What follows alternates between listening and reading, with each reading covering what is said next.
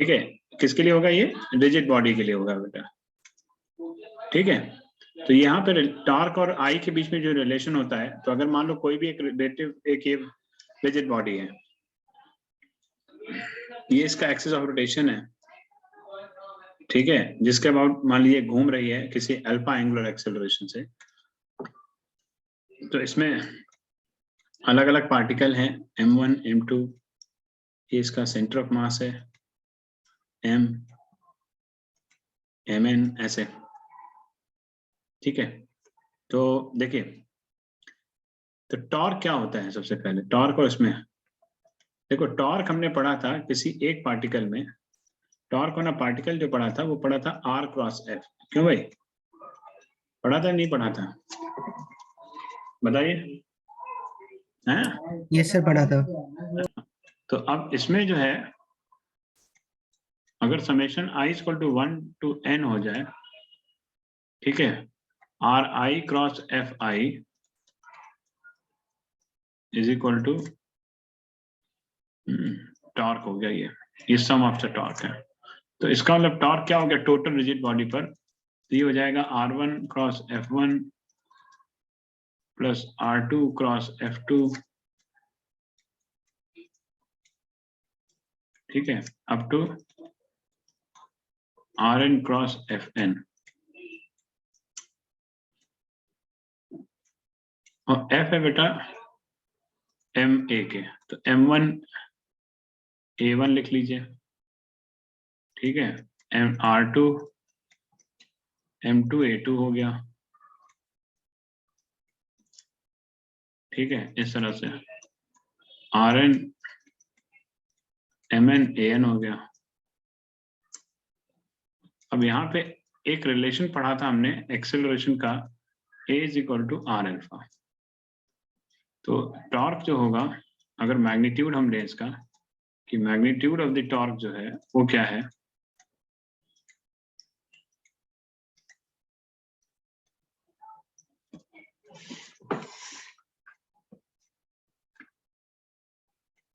तो टॉर्क का magnitude A equals to R alpha। ये उसमें नहीं पढ़ा था, लीनियर एक्सेलरेशन और एंगुलर एक्सेलरेशन में रिलेशन, लीनियर और एंगुलर में रिलेशन याद है? लीनियर एक्सेलरेशन और एंगुलर एक्सेलरेशन में,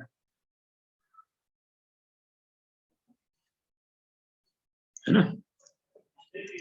तो टॉर्क आ जाएगा, मैग्नीट्यूड ऑफ टॉर्क जो हो जाएगा R1 M1 R1 alpha plus R2 M2 R2 alpha, क्योंकि ये अल्फा कांस्टेंट होगा, ठीक है, लेकिन सबके लीनियर एक्सेलरेशन अलग अलग होंगे A1 है। तो यहाँ पे Mn Rn अल्फा,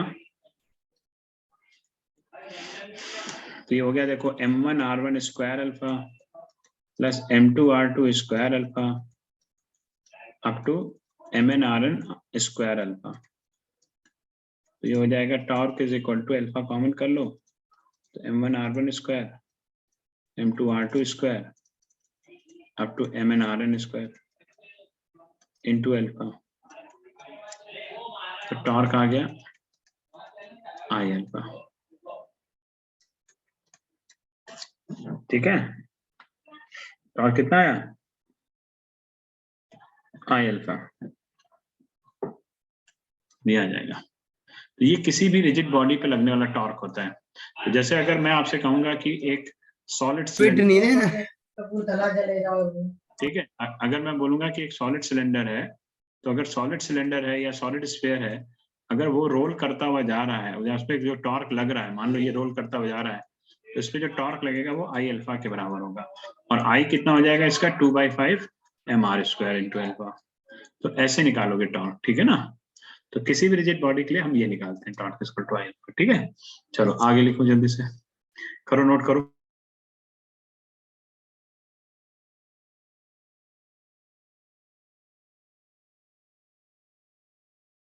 आर्यंस अक्षत को बोलो ज्वाइन करेगा। बोलता हूँ सर।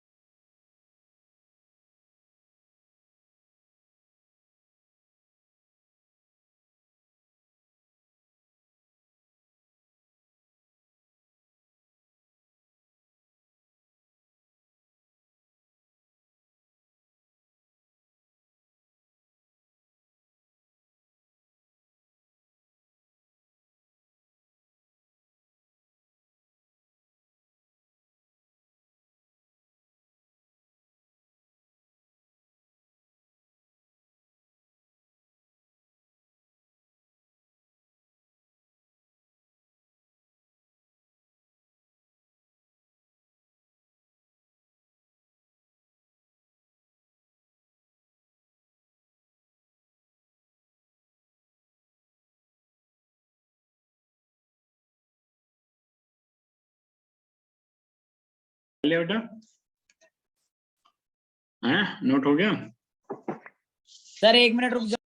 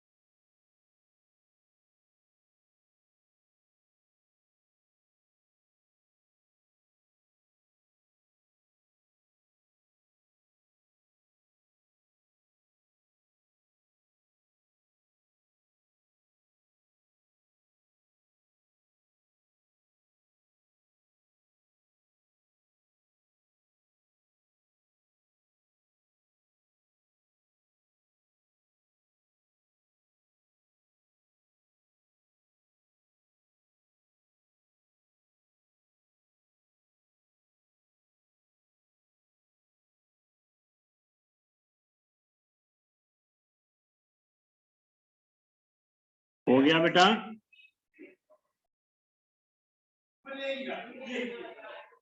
हेलो,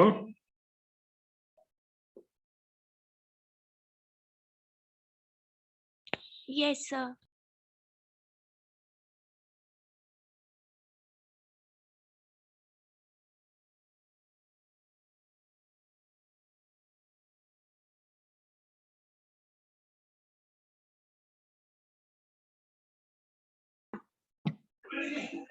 चलो लिखो। तो अब जैसे इसी में ही आता है एंगुलर मोमेंटम के लिए भी, कि angular momentum of rigid body क्या होता है। ठीक है, तो अब इसमें डेरिवेशन देखो आप पूछने जाने हैं, ठीक है, तो इसका फॉर्मूले हम लोग डिस्कस कर लेते हैं, डेरिवेशन तो पूछने नहीं है। क्यों भाई, किसी के आने हैं डेरिवेशन? है भाई? ठीक है, तो इसमें क्या होता है, एंगुलर मोमेंटम क्या होता है रिजिड बॉडी का? L इज इक्वल टू, ये होता है आई ओमेगा। अगर किसी रिजिड बॉडी का एंगुलर मोमेंटम निकालोगे तो आई ओमेगा निकलेगा। देखो किसी भी पार्टिकल का जो एंगुलर मोमेंटम होता है वो होता है I equal to 1 to n R I cross P I is equal to ये समेशन ऑफ ए। तो ऐसे I equal to 1 to n रखोगे और फिर P की जगह यहाँ पे mv रखोगे, ठीक है ना। तो इसको जब सॉल्व करोगे और V is equal to and where V की जगह आप रखिएगा R ओमेगा, तो अपने आप आपका ये फॉर्मूला बन जाएगा जो मैंने दिया हुआ है, ठीक है ना। ये फॉर्मूला दिया ना, ये बन जाएगा, ठीक है।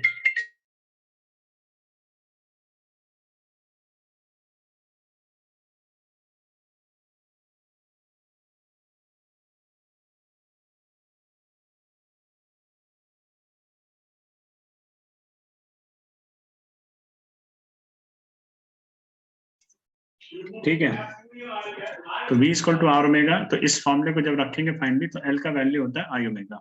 अच्छा, एंगुलर मोमेंटम के केस में एक चीज ध्यान रखना कि जब हम इसको, क्योंकि ये वेक्टर क्वांटिटी है तो इसलिए इसका डायरेक्शन भी होता है, तो हम लोग जनरली इसको लिखते हैं आई ओमेगा इंटू एन कैप, ठीक है ना। एन कैप इसलिए लिखा जाता है क्योंकि जिस डायरेक्शन में घूमेगा कहीं ना कहीं एक डायरेक्शन आएगा, जैसे टॉर्क का डायरेक्शन आता है ना, वैसे ही एंगुलर मोमेंटम का डायरेक्शन आता है, तो इसलिए इसमें डायरेक्शन होता है, ये ध्यान रखना। तो एंगुलर मोमेंटम जो होता है आई ओमेगा इंटू एन कैप के इक्वल। तो ये रिजिड, किसी भी रिजिड बॉडी का, तो किसी भी रिजिड बॉडी मतलब आई कुछ भी हो सकता है, ठीक है, ये ध्यान रखना।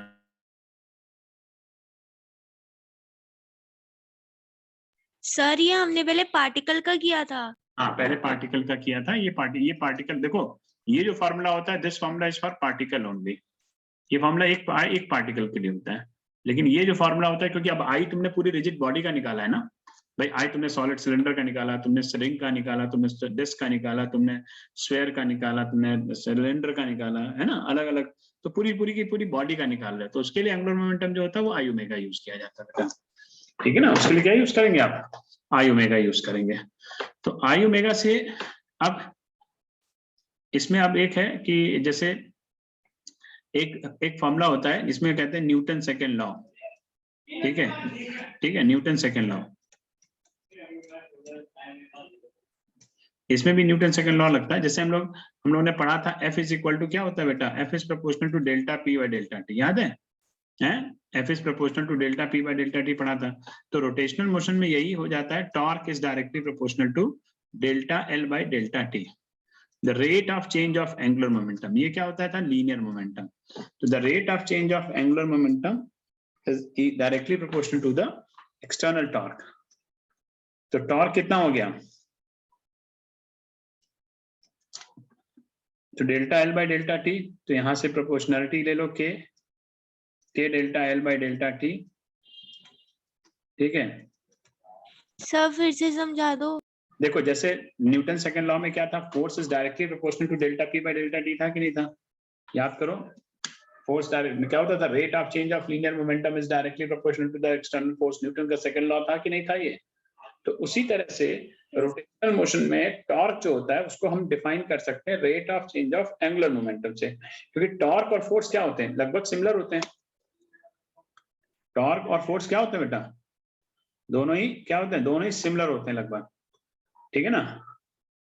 तो यहाँ पर क्या है कि अगर हम टॉर्क की बात करें या हम फोर्स की बात करें, ठीक है, तो दोनों ही केस में हम ये देखेंगे कि भाई इस केस में तो टॉर्क हमारा कितना है, के delta L by delta T. तो इसको हम लोग लिखते हैं change in linear angular momentum. ये क्या होता है, चेंज इन एंगुलर मोमेंटम, ये ध्यान रखना। एंगुलर मोमेंटम हमने बाकी पार्टिकल के लिए पढ़ रखा पहले, ये उसके लिए है। तो change in angular momentum in given time, तो इसको लिखते हैं के delta L by delta T. तो एक तो ये फॉर्मूला होता है, या अगर हम इसको ऐसे लिख सकते हैं, torque is equal to D L by D T. Torque को क्या लिख सकते हैं, के into D L by D T. D L by D T क्या होता है, जैसे याद करो फोर्स लिखते थे कि force is equal to DP by D T भी लिख देते थे। अगर इंस्टेंटेनियस हम बात करें तो इंस्टेंटेनियस चेंज की बात करते हैं तो डीपी बाई डी टी ले लेते हैं। ऐसे यहाँ क्या लेंगे, डीएल बाई डी टी ले लेंगे।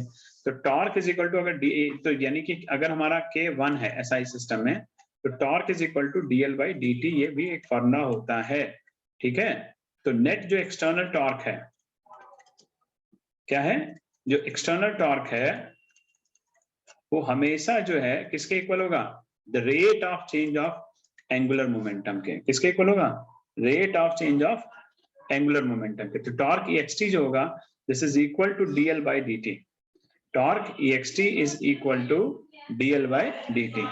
तो यहां पर देखो अब सिंस एल क्या निकाला हमने, ठीक है,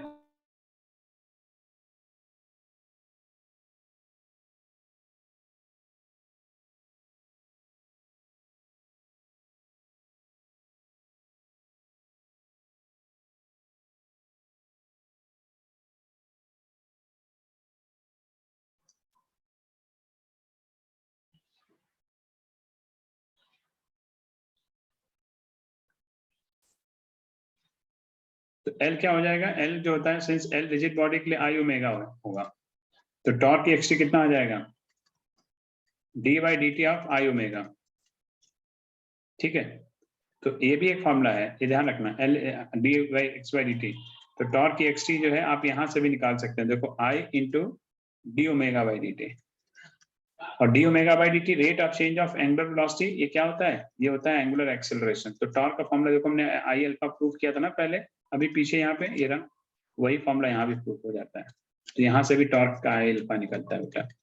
तो ये भी एक फॉर्मूला है, rate of change of angular momentum, rate of change of angular momentum is called torque, rate of change of angular momentum, ठीक है। ये चलो देखो नोट करो इसको। सर कल किस टाइम होगी क्लास? सुबह 10 बजे।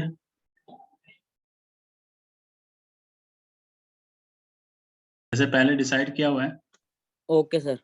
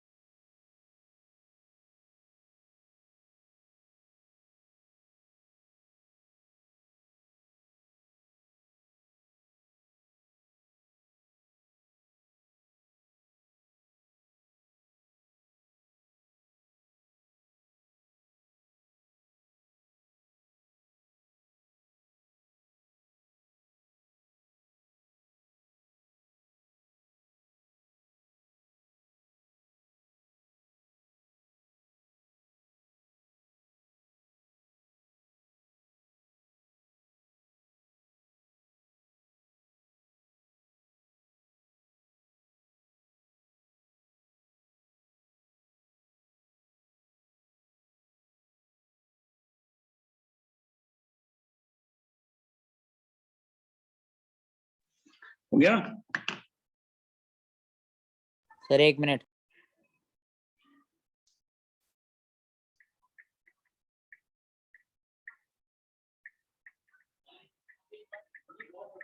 कल से 9th चैप्टर स्टार्ट करूंगा, ठीक है ना?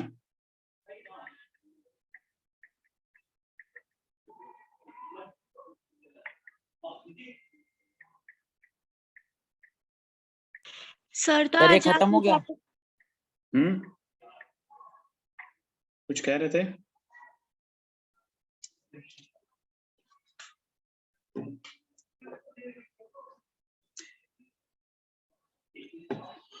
सर ये खत्म हो गया? खत्म, बस खत्म ही है आज ही खत्म हो जाएगा। छोटे छोटे चीजें हैं, बस फॉर्मूले हैं, 2-4 रोज याद कर लो बस। सर 1 सेकंड दिखा दो बस। 1 से हो गया, ठीक चले? अरे सर तुमने कहा 1 सेकंड दिखा दो।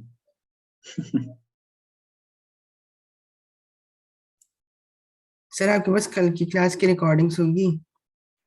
हाँ मैं भेज दूंगा, ठीक है? Okay sir.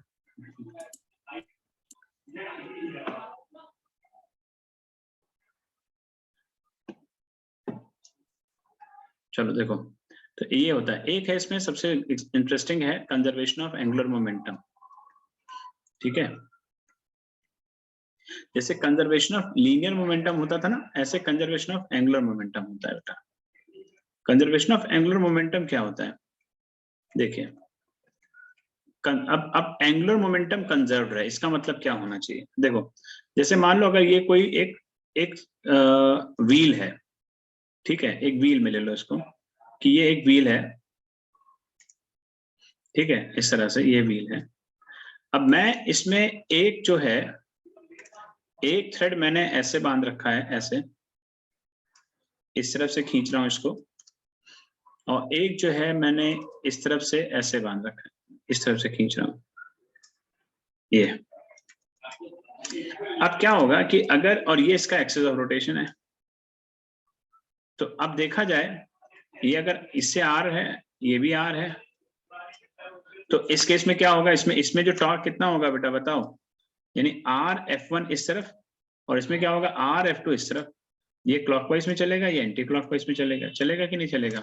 तो अगर देखिए, अगर मैं आपसे कहूं कि if torque is equal to, इसमें जो टोटल टॉर्क है, टोटल टॉर्क अगर आपका देखा जाए तो R into F1, this R into F1, ठीक है? एक तो टॉर्क ये हो गया, लेकिन ये किस तरफ होगा? एंटी क्लॉकवाइज है, तो याद करो हमने आपको बताया था कि एंटी क्लॉकवाइज डायरेक्शन में टॉर्क हमेशा पॉजिटिव होता है, याद है प्रिंसिपल ऑफ मूवमेंट जो पढ़ा था, है? और क्लॉकवाइज में क्या होता है? टॉर्क हमेशा नेगेटिव होता है। तो याद करिए कि एंटी क्लॉकवाइज डायरेक्शन में टॉर्क क्या होता है? पॉजिटिव, एंड और क्लॉकवाइज में क्या होता है? नेगेटिव, ठीक है? तो इसका टॉर्क हो गया R इंटू F1, इसकी वजह से, यानी इसकी वजह से घूमेगी ऐसे, है? इसकी वजह से घूमेगी इस तरफ। तो अब मैंने इसके लिए क्या होगा? क्लॉकवाइज टॉर्क होता है माइनस में, तो आप इसको लिखेंगे माइनस RF2। तो देखिए, अब यहां पर अगर देखिए, इसमें 3 कंडीशंस हैं यहां पर कि इफ RF1 जो है अगर बड़ा होगा RF2 से, तो क्या बेटा टॉर्क 0 आएगा? बताओ। नहीं आएगा, कभी नहीं आएगा। आएगा कि नहीं आएगा? कभी नहीं आएगा। क्या अगर RF1 छोटा होगा RF2 से, तो क्या टॉर्क 0 आएगा? फिर भी नहीं आएगा। आएगा। कहाँ 0 आएगा? नहीं आएगा सर, नहीं आएगा। लेकिन अगर RF1 RF2 के बराबर हो जाए तो टॉर्क 0 हो जाएगा। यानी इसका मतलब अगर टॉर्क 0 हो गया तो इसका मतलब ना तो ये एंटी क्लॉकवाइज घूमने के लिए है, ना ये क्लॉकवाइज घूमने के लिए है। तो इसमें, इसके अंदर, लेकिन एक चीज जरूरी है कि टॉर्क तो लग रहा है, लेकिन वो टॉर्क दोनों तरफ से बराबर लग रहा है। समझे बात को? जैसे कुछ लोग गाड़ी का स्टीयरिंग दोनों हाथ से पकड़ के एकदम सीधे एकदम चलाते नहीं चलाते हैं कि मुड़े ना इधर उधर, तो उस केस में टॉर्क कितना है? Yes sir. उस केस में टॉर्क कितना है? उस केस में टॉर्क 0 होता है। वो चाहते तो हैं कि मतलब अब क्योंकि वो ना उसको राइट लेना चाहते हैं, ना उसको लेफ्ट लेना चाहते, बिल्कुल स्टेबल रखना चाहते हैं। तो स्टेबल रखने के चक्कर में, लेकिन टॉर्क लग रहा है, लेकिन वो कैंसिल हो रहा है, तो नेट टॉर्क जो है दैट इज 0। तो अगर किसी भी बॉडी पर अगर नेट टॉर्क 0 है, if total torque on the rigid body is 0, ये ध्यान रखिएगा, rigid body is 0,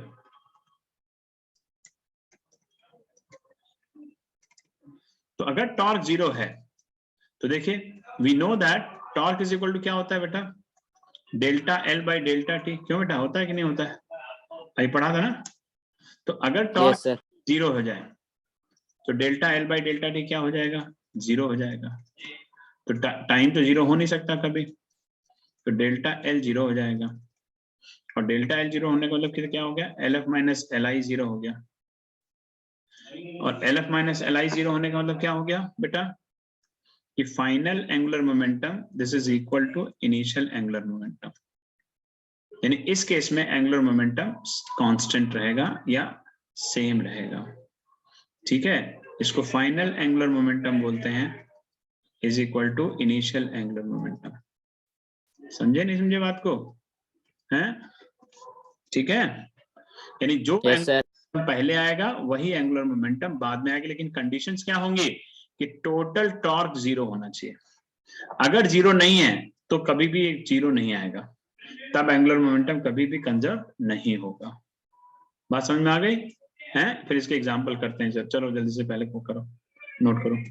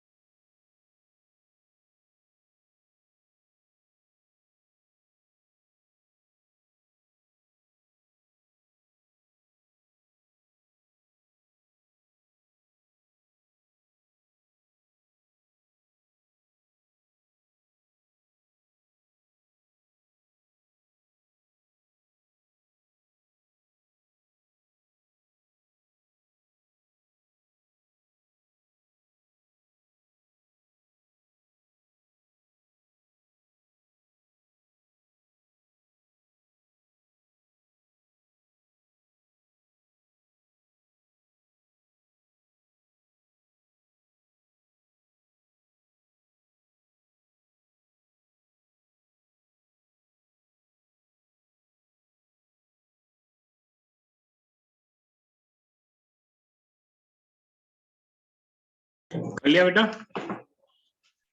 angular momentum conserve इस तरह रहता है जैसे हम लोग लीनियर मोमेंटम निकालते थे। ठीक है, देखो अब क्या होता है कि जैसे आपने देखा होगा, अब जैसे L equal to I omega है, ये फॉर्मूला है। तो कंजर्वेशन ऑफ एंगुलर मोमेंटम में कहा जाता है कि L कांस्टेंट होता है बेटा। L क्या होता है? कांस्टेंट होता है। इसका मतलब आई ओमेगा कांस्टेंट होता है। और आई ओमेगा कांस्टेंट होने का मतलब ये होता है कि भाई देखो, अगर आई बढ़ा, आई इज प्रोपोर्शनल टू 1/ओमेगा हुआ। कभी तुमने जैसे कैट को जंप करते हुए देखा है? कैट जब जंप करती है किसी हाइट से तो अपने पैर को रास्ते में फोल्ड कर लेती है जिस समय एयर में होती है। तो जब फोल्ड कर लेती है तो उसका आई जो है वो डिक्रीज हो जाता है, जिसकी वजह से ओमेगा इंक्रीज कर जाता है। ये ध्यान रखना कभी भी। तो आई डिक्रीज करता है, ओमेगा इंक्रीज कर जाता है, तेजी से घूमते हुए नीचे आती है। या कभी किसी डाइवर को, जो डाइवर नहीं होते काफी हाइट से कूदते हैं, जैसे ओलंपिक्स में गेम्स होते हैं आपने देखे होंगे कि काफी हाइट से डाइवर्स ऊपर से कूदते हैं, जंप करते हुए नीचे आते हैं पानी में। तो जिस समय ड्यूरिंग जो है जब वो काफी हाइट से कूद रहे हैं और जंप करके आ रहे हैं नीचे, तो आप एक चीज नोटिस करोगे कि जिस समय वो रास्ते में होते हैं तो वो अपने आप क्या करते हैं, अपने जो आई है उसको कम कर लेते हैं, यानी अपनी बॉडी को पूरी तरह से फोल्ड कर लेते हैं। तो आई उस केस में डिक्रीज हो जाता है, ओमेगा इंक्रीज हो जाता है, और जैसे ही नीचे आने को होते हैं तो अपनी आर्म को फिर से वापस पूरे बॉडी को स्ट्रेच कर लेते हैं। तो आई बढ़ जाता है, ओमेगा घट जाता है, और आराम से लैंडिंग करते हैं वहां करके पानी के अंदर। ठीक है, ऐसे ही आपने जैसे जो नहीं होते जो स्केट्स जो करते हैं, स्केट्स करते हैं ना, आइस स्केटिंग करते हैं, उसमें जो डांस करते हैं, तो उनको भी कभी आप ध्यान से देखना, जब उन्हें अपने आप को बहुत तेजी से रोल कराना होता है तो अपने आर्म्स को बिल्कुल फोल्ड कर लेते हैं। तो आर्म फोल्ड कर लेने से वही सेम चीज की आई डिक्रीज हो गया, ओमेगा बढ़ गया। ठीक है, और जब उन्हें रोकना होता है पूरा आर्म स्ट्रेच कर लेते हैं। देखा है कि नहीं देखा, नोटिस किया कि नहीं किया, ऐसा ही है, बताइए। Yes sir. तो आई क्या होता है, आई बढ़ा देते हैं तो ओमेगा क्या होता है, कम हो जाता है। तो ये सारा कंजर्वेशन ऑफ स्पेक्ट कॉन्सेप्ट पे जाता है, ऐसे क्वेश्चंस होते हैं। तो एक क्वेश्चन जैसे है, छोटा सा है, लिखिएगा इसमें कि इफ लिखिएगा if the radius of the earth, लिखो बेटा, if the radius of the earth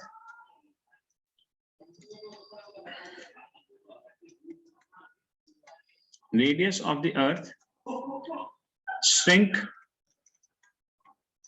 to half of its present radius, half of its present radius,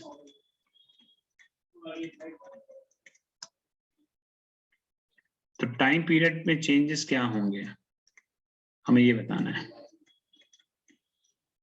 ठीक है, तो देखिए, रेडियस ऑफ अर्थ, अर्थ क्या होती है बेटा, अर्थ कभी भी ध्यान रखिएगा, अर्थ एक कांस्टेंट एंगुलर वेलोसिटी से घूम रही है। जरा सोचिए थोड़ी देर के लिए, पहले रेडियस ये थी मान लो, ठीक है, अर्थ मान लो पहले ओमेगा से घूम रही थी, तो इसका टाइम पीरियड होता है 24 आवर। ओमेगा की जगह हम 2π/t रख सकते हैं। अच्छा, इसके बाद उसने कहा कि अर्थ का रेडियस जो है वो डिक्रीज हो गया और श्रिंक हो गया और हाफ हो गया ऐसे। ठीक है, तो ऐसे केस में क्या हुआ,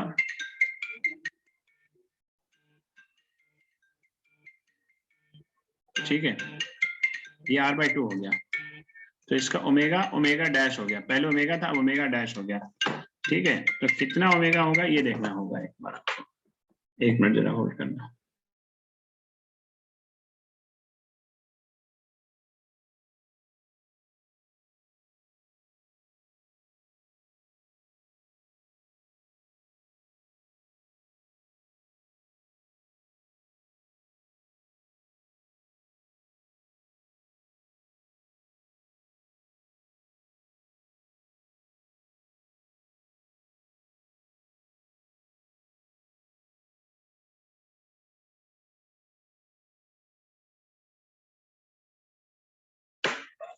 हाँ बेटा देखो, तो ओमेगा डैश हो गया 2π/t डैश।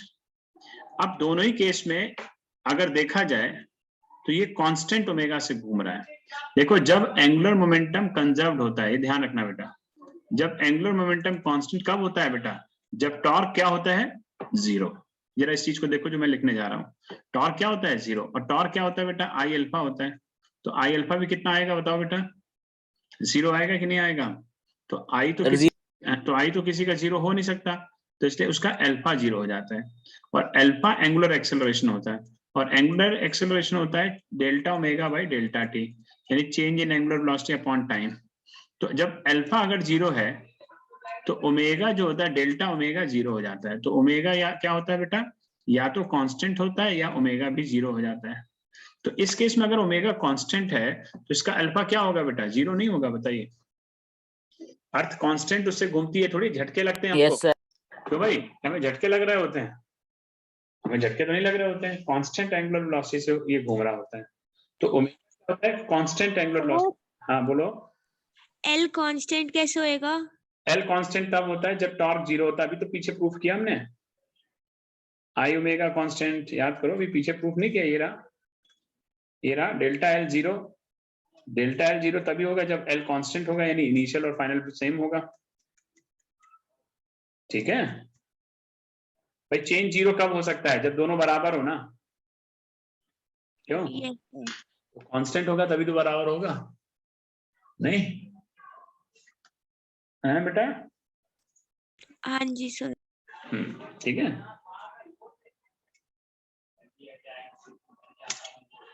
चलो देखो, तो यहाँ आ गया एल कांस्टेंट है, तो ओमेगा भी क्या है बेटा? कांस्टेंट हो गया, या ओमेगा 0 हो गया। तो ओमेगा अर्थ का तो कांस्टेंट ही रहता है। अब रेडियस चेंज हो जाएगी तो ओमेगा भी चेंज होगा, लेकिन फिर से कांस्टेंट रहेगा। तो इसका मतलब ये हो गया कि जो अगर इस केस में टॉर्क 0 है, अब टॉर्क 0 है तो इसका इनिशियल एंगुलर मोमेंटम किसके बराबर है? फाइनल एंगुलर मोमेंटम के। तो इनिशियल एंगुलर मोमेंटम क्या होगा? I1 omega is equal to I2 omega dash.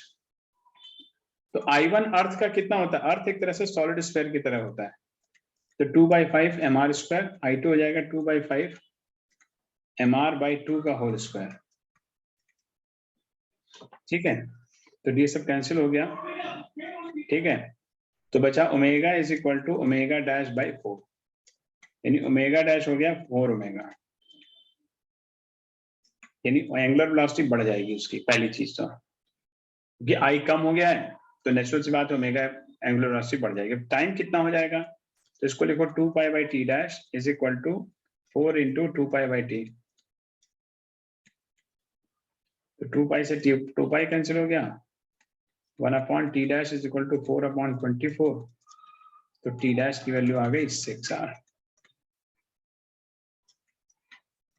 ठीक, चलो इस तरह से क्वेश्चन भी कर सकते हो, ऐसे भी क्वेश्चन आएंगे, पूछे जा सकते हैं। ठीक है, कॉन्सेप्चुअल में और उसमें क्या नाम है, ऑब्जेक्टिव में पूछा जा सकते हैं।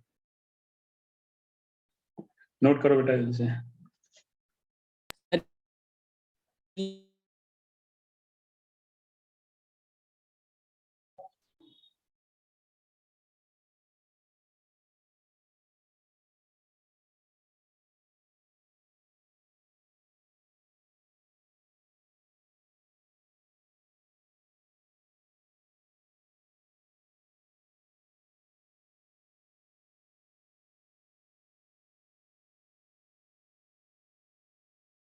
करो जल्दी से।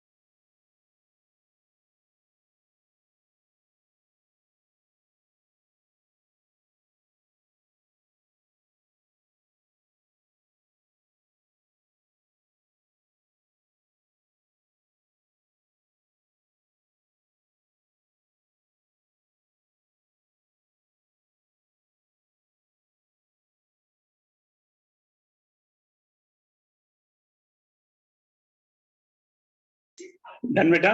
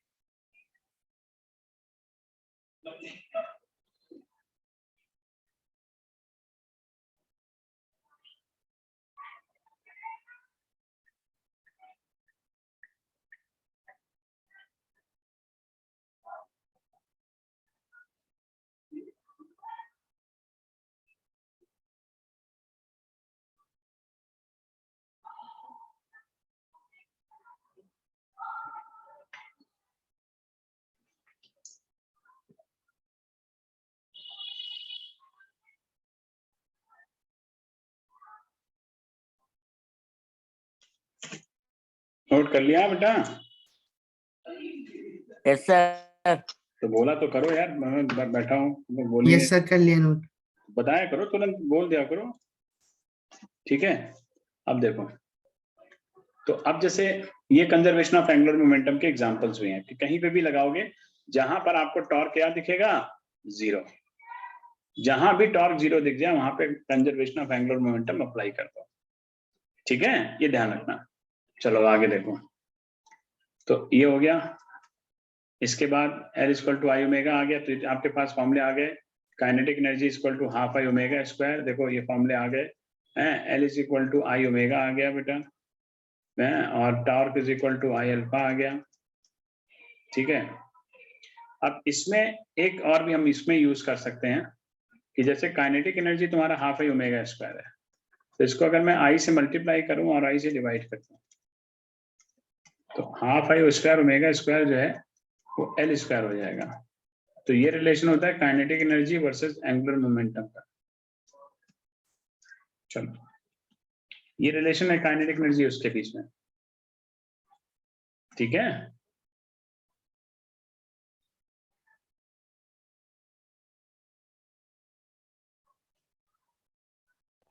Okay sir.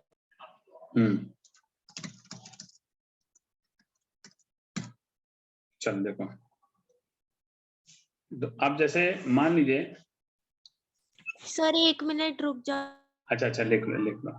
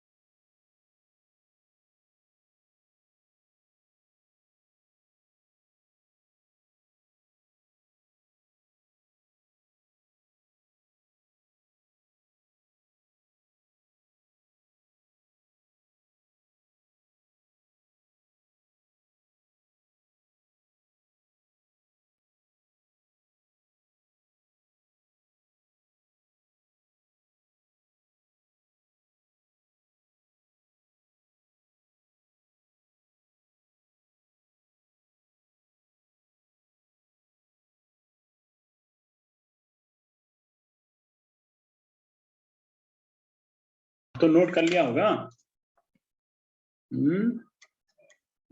देखो, हो गया सर। चलो देखो, बस है, थोड़ा सा रह गया। अब जैसे इसमें ना, अब इसमें जैसे पावर होता था, वर्क डन। वर्क डन क्या होता था, फोर्स इनटू डिस्प्लेसमेंट होता है, ठीक है। ये लीनियर उसके लिए होता है, फोर्स के लिए। लेकिन टॉर्क के लिए क्या होता है, तो वर्क डन बाई टॉर्क निकालते हैं। तो वर्क डन बाई टॉर्क जो होता है, ठीक है, ये फॉर्मूले हैं, छोटे छोटे फॉर्मूले हैं, इनको याद कर लेना आप। तो वर्क डन बाई टॉर्क होता है बेटा कि work done is equal to force. अब देखो, जैसे मान लो कि अगर आपसे मैं कहूं कि भाई मान लो इस तरह से है, ये है, ये तुम्हारा R है और ये F है मान लो, और ये इसको इतना घुमाता है, छोटा सा एंगल, ठीक है, छोटा सा एंगल घुमाता है। तो ये आपका थीटा एंगल है। तो एंगल इज इक्वल टू हो जाएगा बेटा आर्क अपॉन रेडियस। तो आर्क कितना है, इस फोर्स की वजह से डिस्प्लेसमेंट कितना है बेटा, डेल्टा एस। तो आर्क अपॉन रेडियस मतलब डेल्टा एस अपॉन आर के। तो डेल्टा एस किसके बराबर हो गया बेटा, आर थीटा के। भैया बोलो आएगा कि नहीं आएगा, हैं? तो वर्क डन क्या होगा, force into displacement in delta S. तो फोर्स इनटू यस सर। तो डेल्टा एस की जगह रख दो डेल्टा आर थीटा के। तो एफ इंटू आर क्या होता है? आर एफ टॉर्क होता है कि नहीं होता, बताइए। तो ये टाउ थीटा हो जाएगा बेटा, है ना, या D W equal to tau D theta. Sir क्या थीटा टाउ?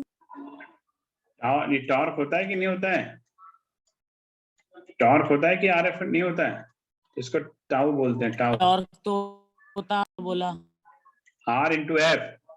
कब से पढ़ रहे हो फॉर्मूला टॉर्क का? आर एफ नहीं पढ़ रहे हो? सर आपने ये बोला ना टाउ टाउ। तो टाउ इसको बोला जाता है, टाउ। टॉर्क को, इसको सिंबल को टाउ बोला जाता है, समझे? टाउ नहीं बोलते हैं, टाउ बोलते हैं। Okay sir. हाँ, टाउ टाउ मत बोल देना, ठीक है। ये तो डी डब्ल्यू कितना हो गया? Tau D theta. तो ये वर्क डन होता है बेटा, ये। अब इसी में अगर हम बोले पावर निकालनी है आपको, तो पावर होती है बेटा P is equal to D W by D T. तो डी डब्ल्यू है tau D theta into D T के, और rate of change of angular displacement होता है ओमेगा की। पावर का फॉर्मूला ये होता है बेटा, ये ध्यान रखो, ठीक है। पावर फॉर्मूला क्या है?